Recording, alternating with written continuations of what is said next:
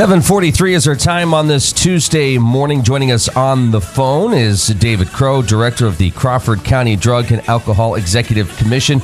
Good morning, Dave. How are you? Good morning. How are you? Thank you for having me on. Thanks for joining us here this morning. Luke and Mark with you. And I guess before we get started with the state budget and how it's affecting you guys, talk a little bit about the Crawford County Drug and Alcohol Executive Commission. Well, we're a nonprofit organization established in 1973.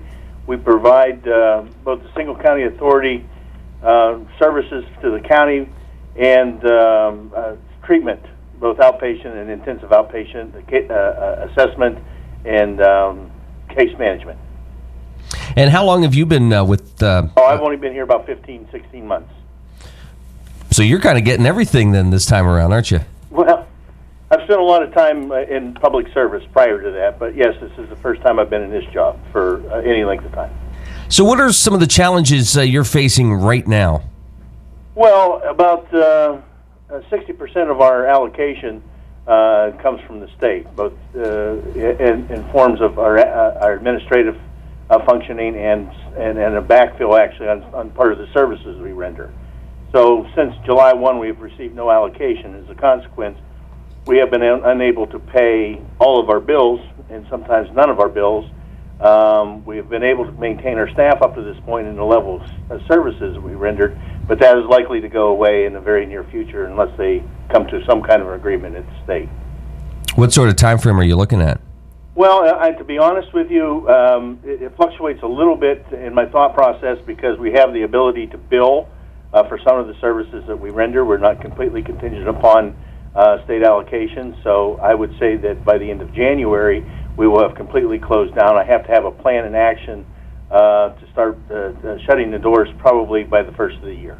Wow. And we're hearing a lot of the same sort of talk, David, where folks, I think they're going to try to make it to the end of the year, and once January hits, who knows what's going to happen? Well, it's an unfortunate circumstance. I said yesterday, and I've said repeatedly, this is not something that we wish to blame on anybody specifically. This was something that we could all see coming.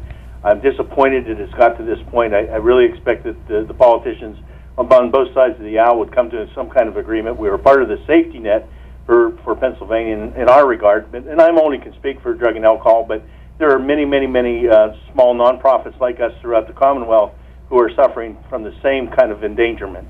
And then, of course, we have much larger entities like the county who had to end up taking a loan out to be able to pay some of their bills. So those things are ongoing everywhere, not just in Crawford County.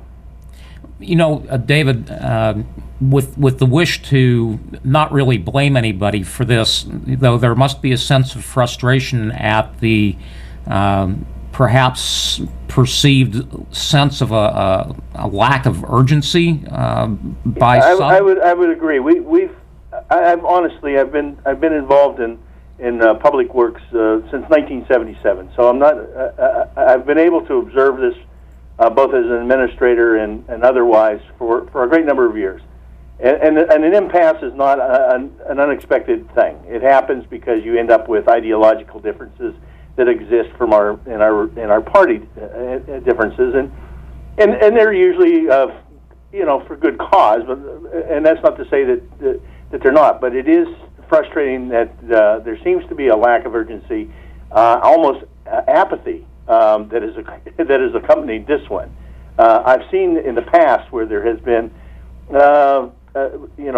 members of the House and the Senate meeting with the budget members and the administrative part of the government much quicker than they are currently now. It's almost as though it's secret at this point. We still don't hear much that's going on in Harrisburg. I can't believe, it's hard to hear everything that you're saying. I cannot imagine the sense of frustration you must have. Oh, it's ongoing, trust me, and it's not directed at anyone particularly. It's a systematic issue that I think ought to be cleaned up. I said before, and I'll say again, everybody knew this was going to happen when Governor Wolf was elected in November because of the differences ideologically and the kind of problems that Pennsylvania has with its budgets. We are in a huge deficit situation, and everybody knows that. He's not obligated as the governor to introduce a budget until, in this case, in his first term in March. They had from March to July 1 to come up with some kind of plan, and they don't start working on it until June, or seemingly don't.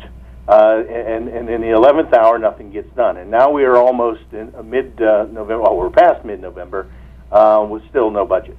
And it's unfortunate. I don't blame our local representatives and say that they are at fault for this, but they are part of the process. So it's a systemic issue that I think that really needs to be cleaned up. David, talk a little bit about Crawford County Drug and Alcohol Executive Commission. What is it that you do, and who do you serve? We serve primarily the people who are the Medicaid.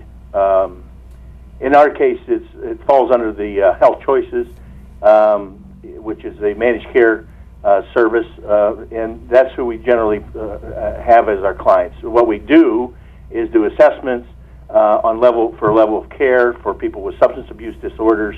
Then we also provide outpatient treatment and intensive outpatient treatment and case management. Our normal client is going to be somebody who has come by the court. There are people who have been arrested for either DUI or other drug and alcohol offenses. So, I mean, you're working with folks who are certainly in need of your services and are looking to change their life around. So this isn't one of those things where, okay, you just close the door and we'll see you in a couple months, hopefully. No. You know, anybody who's familiar with, and everybody has some familiarity with drug and alcohol problems. I mean, they're pervasive in our society. Most people, whether they know it or not, or somebody that they know somebody who is either struggling with an addiction or who has been in a period of recovery for years. What we've discovered over the years, and what I know from my own observation, is that people will reach what you call the bottom at various times during their life, and those are very limited opportunities for us to be able to start applying help. People forget very easily that the kind of damage that substance abuse does to them, and if it's not available, if the service is no longer available, and it's not hyperbole to tell you that people are going to get hurt, people are getting up in prison, and people are going to die unless services are rendered at some level, and that's what I'm looking at, and that's what my fear is. David, you'll be part of the rally tomorrow? Oh yeah, we have the Crawford County Human Services. Their director, Gail Kelly, is the person who's put this together, along with help from Mila Calamino and Josh Kidd, who worked for her. We're really anxious to see what's going to happen. It's at the Diamond Park in Meadville from 12 to 1. It's nothing more than an educational issue. Hopefully we can get the public more aware of what's going on with what is essentially the safety net of services within our county and throughout the Commonwealth. All right, David Crowe joining us this morning. David, you guys are located on Water Street in Meadville. We're in the downtown mall. Oh, downtown mall. All right.